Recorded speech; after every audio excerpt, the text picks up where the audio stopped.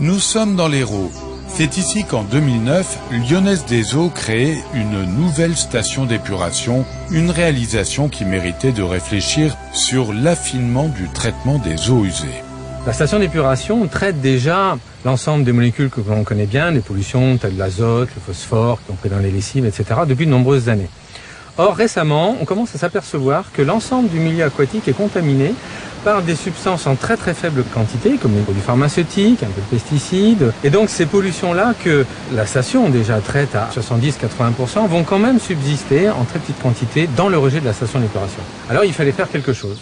Alors on a fait la zone libellule en utilisant en fait la nature. Une nature en réalité entièrement recomposée. Des bassins furent creusés, du sable et des graviers furent disposés judicieusement, près de 7000 plantes appartenant à 35 espèces végétales régionales furent plantées pour que s'épanouisse la biodiversité. En moins d'un an, la zone libellule prenait corps.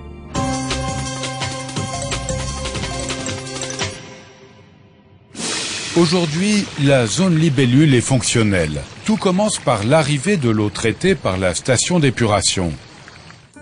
L'eau va se répandre sur près d'1,5 hectare à travers une dizaine d'habitats d'écosystèmes dont chacun d'entre eux, grâce à des mécanismes naturels, va l'épurer, le tout en quelques 10 jours. Voilà, donc là on a notre premier grand bassin, donc qui est en ce moment rempli de lentilles d'eau, qui est une plante qui consomme beaucoup d'azote et qui est assez prolifique comme on le voit.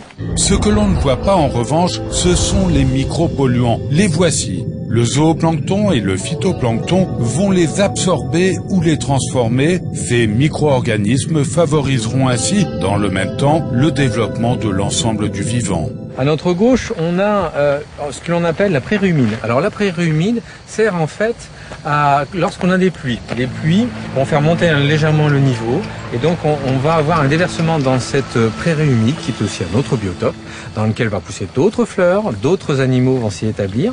Ainsi, la zone libellule est devenue une arche de Noé pour une faune et une flore qui ont trouvé refuge.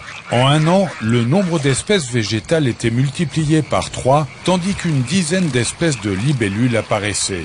La zone libellule participe donc à la trame verticale